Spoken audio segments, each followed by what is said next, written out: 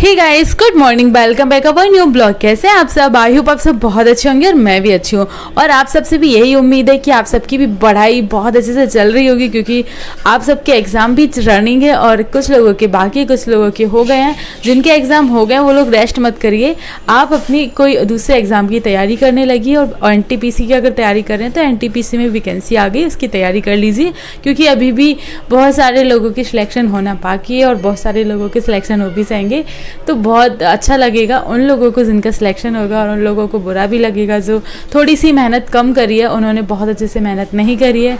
तो उन लोगों को यही कहूँगी, थोड़ी मेहनत इस बार बहुत अच्छे से कर लीजिए, जिससे आपका भी सिलेक्शन हो जाए। और अभी तो उम्मीद यही है कि जो लोग एग्ज़ाम देने गए सबके रिजल्ट अच्छे ही आए, क्योंकि सब मेहनत करके ही जाते हैं, बिना तैयारी करे एग्ज़ाम देने बहुत कम लोग ही जाते हैं, पर कुछ लोग चले भी जाते हैं। बात करते हैं मैं हूँ एक समझदार संस्कारी घर की लक्ष्मी, और कह सकते हैं गृहिणी। लक्ष्मी तो बस सम्मान का नाम दिया जाता है। मेरा नाम है राधा, और मैंने आज घर के सारे काम कर लिए हैं, क्लीनिंग, झाड़ू पोछा सारी मैंने निपटा दी है। और इसके बाद मैं पहुंच गई थी अपनी स्टडी के लिए, और भगवान को थोड़ी देर मना भी लिया था कि भगवान इस बार मेरी नौकरी भी लगा देना, तो इसलिए सुबह सुबह पूजा पाठ भी कर लेती हूँ। और अभी मैं बैठ गई थी स्टडी करने सुबह सुबह, क्योंकि आज मेरे पास टाइम था आराम से पढ़ाई करने का। वैसे तो इस टाइम मेरे पास टाइम नहीं होता है, खाना पीना बनाना होता है। कल थी एकादशी, आज सुबह सुबह सबको बस मूंग की दाल खिला के उनको नाश्ता करा दिया, पूरी फैमिली को। सूजी का हलवा का भी बोला गया था, पर वो मैंने नहीं बनाया। मैंने सोचा कि बस मैं मूंग की दाल थोड़ा जैसे नाश्ते में बनाते हैं ना, सूखी हुई, वो बना के सबको खिला दिए, नाश्ता करा दिया। अब मैं बैठ गई थी अपनी स्टडी करने, और यहाँ पे मैं 2 घंटे अपने कंप्लीट करूँगी, और उसके बाद फिर आराम से खाना पीना सबको बना के खिला के फिर दोबारा बैठ जाऊँगी स्टडी करने। बहुत सारे लोगों के कमेंट आ रहे हैं कि एग्ज़ाम अच्छा जा रहा है, कई लोगों के कमेंट आ रहे हैं कि बहुत कम अच्छा रिज़ल्ट आ रहा है, और काफ़ी लोग जो टेस्ट दे रहे हैं मेरी तरह, मैं बार बार टेस्ट दे के चेक कर रही हूँ मार्क्स। कभी मेरे 95 भी रह जाते हैं, कभी 100 भी होते हैं, कभी 105 भी हो जाते हैं। तो घटते बढ़ते रह जा रहे हैं। ऐसा हो रहा है कि कभी कितने मार्क्स, कभी कितने मार्क्स। लेकिन जो भी है स्कोर एग्ज़ाम के बाद पता चलेगा, आंसर की आने के बाद पता चलेगा कि मेरा स्कोर क्या रहा और आप लोगों का स्कोर कैसा रहा। आज की बात करते हैं। तो आज मैंने खाने में बनाया था दाल चावल और सब्जी, साथ में रोटी, और सुबह सुबह मूंग की दाल बनाई थी, वो तो सबको खिलाई दी थी। सब्जी बनाई थी अरवी छाछ की, काफ़ी टेस्टी लगती है मुझे, क्योंकि इसका टेस्ट बहुत अच्छा होता है। और हमारे घर पे कोई भी आलू नहीं खाता है, सभी लोग छाछ के आलू। मैंने इसलिए बोला क्योंकि वो मैंने उसमें अरवी डाली थी, आलू की जगह पे वो छाछ थी और अरवी थी। तो मुझे वो अपने मन की तसल्ली के लिए मैं यही बोलती हूँ कि मैंने छाछ के आलू खा लिए, पर वो छाछ के आलू नहीं थे, वो अरवी छाछ की अरवी की सब्ज़ी बनाई थी, और दाल चावल रोटी सब बना खा के अभी हम हो गए हैं फ्री। यहाँ पे मैं सारे अपने बर्तन क्लीन करके उनको सेट कर दूँ के रख दूंगी, और उसके बाद फिर बैठूंगी अपनी पढ़ाई करने। और आज है संडे, तो आज मुझे अपने बेटे को स्कूल के लिए तैयार भी नहीं करना है, और ना ही इसको स्कूल भेजना है, क्योंकि आज 15 सितंबर है। और आपको सबको तो पता ही है कि मैं डेली का ब्लॉग डेली ही शेयर करती हूँ। जैसे आज 15 सितंबर का पूरा दिन का मैंने बनाया, और मैं शाम के टाइम शेयर कर देती हूँ। काफ़ी लोग बोलते हैं कि ब्लॉग आपकी ब्लॉगिंग है ना, वो आपके एग्ज़ाम में देखा ही देगी, आपके मार्क्स कम आएंगे। उनका कहने का ये मतलब था, नेगेटिव ही बोल रहे थे।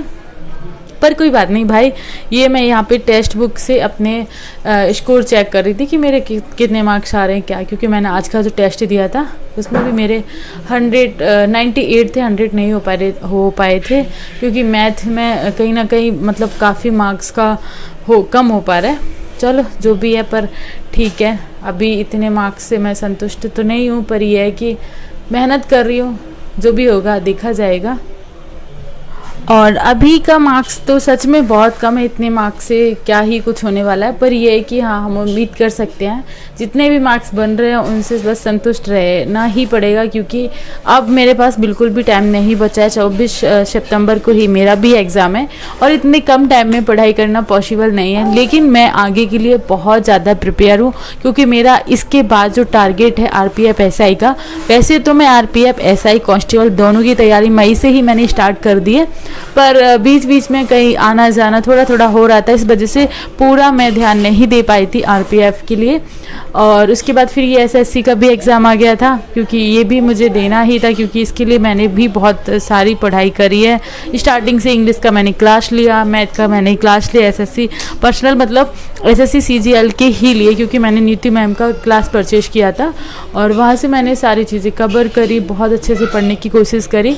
पर अभी ठीक है, अभी मतलब मेरा, क्योंकि मैंने एक साथ दो कहते हैं ना कि दो नाव में एक साथ पैर नहीं रखने चाहिए, पर मैंने रखे थे, क्योंकि मुझे लग रहा था कि अगर मैं एक ही चीज़ को पूरा ध्यान से लेके चल रही थी तो नहीं पता था कि आरपीएफ की वैकेंसी आएगी भी ये नहीं या नहीं आएगी, क्योंकि वो अचानक से आई और 2019 के बाद अभी आई है, मतलब पाँच साल बाद, हाँ पूरा 5 साल बाद, तो वो अचानक से आई। और वो भी मुझे कहीं ना कहीं उसकी भी तैयारी करनी थी। मेरा एक मन में था कि मुझे आरपीएफ का भी जब भी होगा या फिर एसआई पोस्ट पे यूपीएसआई का भी होगा तो वो भी मैं दूंगी। अगर और भी कोई एसआई पोस्ट पे वैकेंसी आएगी तो मैं उनको देने की कोशिश करूँगी। अगर मैं एलिजिबल रही तो मैंने बहुत कोशिश के बाद अपना फॉर्म ही अप्लाई कर पाया था, क्योंकि उसमें बहुत सारे इश्यूज़ हो रहे थे वो डॉक्यूमेंट को लेके, वो सब मैंने सही करवाए, तो उसके लिए भी मेरा फोकस बहुत अच्छा था।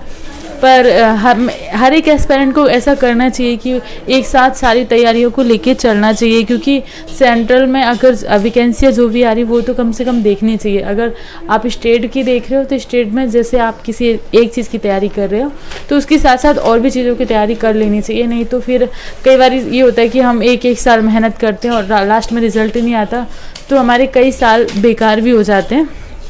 पर अभी मैं अपना पूरा फोकस इसके बाद आरपीएफ के लिए 3 महीने का टारगेट बनाऊंगी। वैसे तो उसकी डेट भी अनाउंस नहीं हुई है, पर ये बताया गया कि नवंबर की बात कभी भी हो सकता है, तो मैं ये लेके चल रही हूँ कि लास्ट दिसंबर से पहले एग्ज़ाम तो नहीं होगा और 3 महीने का मेरा पूरा टारगेट रहेगा, अक्टूबर, नवंबर और दिसंबर।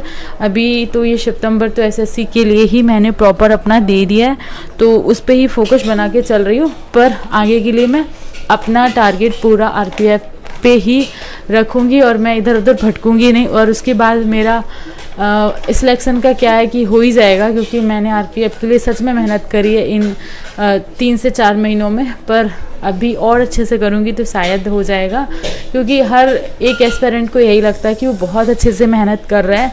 क्योंकि एक होता है कि आप बुक्स ले रहे हो और आप टाइम दे रहे हो 2 से 4, 6, 8 घंटे तक अपनी पढ़ाई को, तो आप कहीं ना कहीं कॉन्फिडेंस होते हो कि आपका हो जाएगा।